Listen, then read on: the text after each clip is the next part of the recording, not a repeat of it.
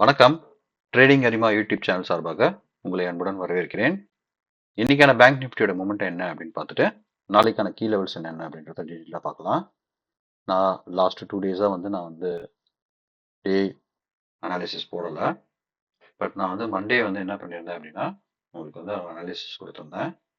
அதில் இந்த வாரத்தில் நான் கொடுத்துருக்கக்கூடிய இந்த பாக்ஸ்குள்ளே தான் இருக்கிறதுக்கான வாய்ப்பு இருக்குது அப்படின்னு சொல்லியிருந்தேன்.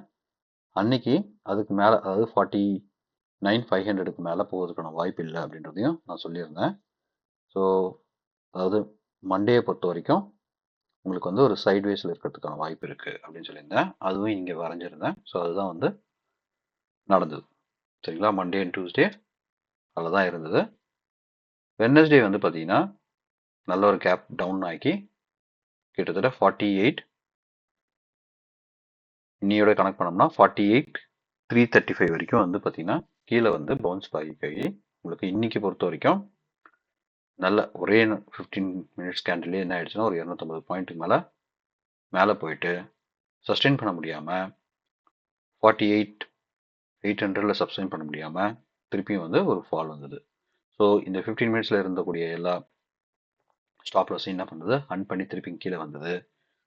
அகைன் இந்த கீழே வந்த ஸ்டாப் லாஸ்லையும் அகைன் ஹண்ட் பண்ணிவிட்டு மேலே போச்சு. 49 சஸ்டெயின் பண்ண முடியாமல் அகைன் திருப்பியும் ஒரு ஃபால் வித்தின் லாஸ்ட் முடியும் பொழுது இந்த ஃபால் வந்ததை கவரிங் பண்ணுறதுனால என்ன பண்ணியிருக்காங்க அப்படின்னா கிட்டத்தட்ட ஒரு 250 பாயிண்ட் திருப்பி மேலே ஏறிடுச்சு. ஸோ இதுதான் இன்னைக்கான பயங்கர வாலட்டைலாக இருந்தது. ஸோ நாளைக்கும் செல்லிங் இருக்கிறதுக்கான வாய்ப்பு இருக்குது. எஃப்ஐஎஸ் கீப் ஆன் செல்லிங்கில் தான் இருக்காங்க. ஸோ அப்படி இருக்கும் பொழுது நம்ம ரொம்ப ரொம்ப ஜாக்கிரதையாக தான் ட்ரேட் பண்ணணும். என்ன கேட்டிங்கன்னா டே ட்ரேடிங் பண்ணாமல் இருக்கிறது நல்லது. அட்லீஸ்ட்டு எலெக்ஷன் ரிசல்ட்ஸ் முடிஞ்சு ஒரு கவர்மெண்ட் ஃபார்ம் ஆகிற வரைக்கும் டே ட்ரேடிங்கை அவாய்ட் பண்ணுறது பெட்டர். சரிங்களா? பட் நம்ம என்ன பண்ணலாம்னா, நான் முன்னாடி சொன்ன மாதிரி பிகினர்ஸை பொறுத்த வரைக்கும் நீங்கள் பேப்பர் ட்ரேடிங் பண்ணலாம். வால்டைல் மார்க்கெட்டில் எப்படி நம்ம பேப்பர் ட்ரேடிங் பண்ணுறது, பேப்பர் ட்ரேடிங்னா என்ன, அதை எப்படி நம்ம பண்ணுறதுன்றதை நான் தனியாக ஒரு வீடியோ போட்டிருக்கேன், டிஸ்கிரிப்ஷனில் கொடுக்குறேன், பாருங்கள். ஸோ பேங்க் நிஃப்டியை பொறுத்த வரைக்கும் இதுதான் இன்னைக்கான நமக்கு மொமெண்டம் இருந்தது. நாளைக்கு என்னென்ன பாசிபிலிட்டிஸ் இருக்குது, நாளைக்கு வெள்ளிக்கிழமை.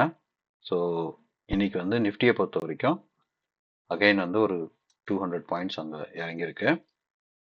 ஸோ 216 பாயிண்ட்ஸ் நிஃப்டியில் இறங்கியிருக்கு. ஸோ அதை கால்குலேட் பண்ணி பார்க்கும் பொழுது 22,488, அதாவது 22,500க்கு கீழே தான் க்ளோஸ் வச்சுருக்காங்க. ஸோ நாளைக்கு 22,500க்கு மேலே 22,550 அப்படின்ற ரேஞ்சில் க்ளோஸ் பண்ணலாம்.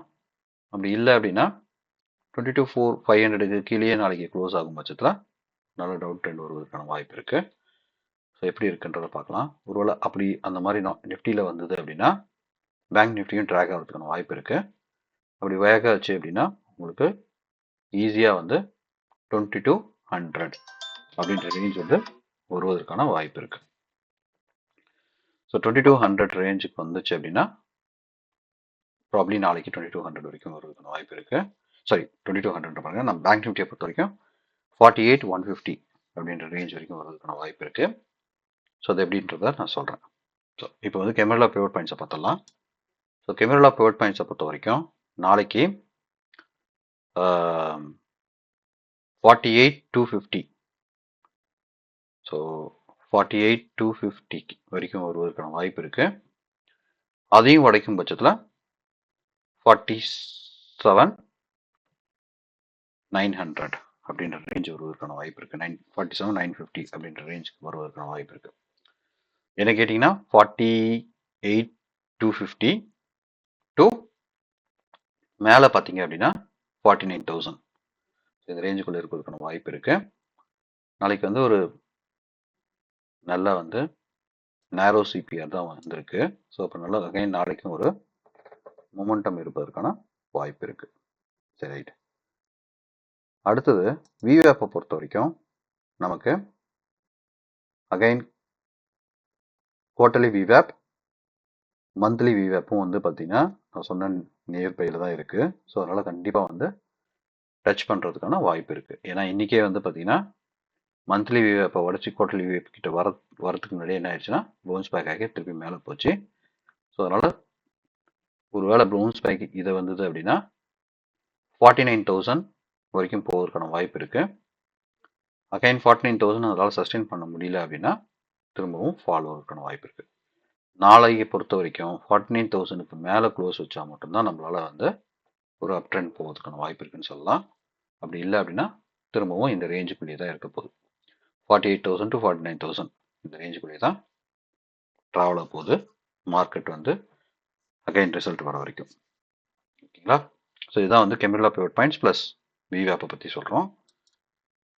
எஃப்ஐயோட டேட்டா பார்க்கும்பொழுது வந்து பார்த்தீங்கன்னா ஆஸ் யூஷுவல் எஃப்ஐஸ் வந்து பார்த்தீங்கன்னா பியரிஷில் தான் இருக்காங்க. டிஏஸ் வந்து பார்த்தீங்கன்னா கொஞ்சம் கொஞ்சம் வாங்கியிருக்காங்க. ஸோ அவங்களும் இன்டிசிஸில் இருக்கிறதுனால நமக்கு வந்து மேஜர் இந்த மாதிரி வந்து நிறைய ஆஃப் வாலடைல் இருக்குது. ஓகேங்களா? அடுத்தது நமக்கு வந்து ஓஏ டேட்டாவும் பார்த்தலாம்.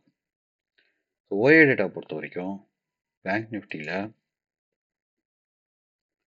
48,500லேயும் உங்களுக்கு நல்ல ஒரு கால் அண்ட் புட் ரைஸ் ஆயிருக்கு. 49,000லேயும் ஒரு கால் அண்ட் புட் ரைஸ் ஆயிருக்கு. ஸோ இந்த மாதிரி ரெண்டு பக்கமும் இருக்கிறதுனால மார்க்கெட் எப்படி வேணால் மூவதுக்கான வாய்ப்பு இருக்குது. ஒரு 200 பாயிண்ட் முன்ன பின்ன வந்ததுன்னா ஆட்டோமேட்டிக்காக வந்து ஒரு பக்கம் சாயறதுக்கான வாய்ப்பு இருக்குது. ஸோ நாளைக்கு ட்ரேட் பண்ணாமல் அவாய்ட் பண்ணுறது பெட்டர். சரிங்களா? ஸோ ட்ரேட் பண்ணாமல் இருக்கிறது பெட்டரு.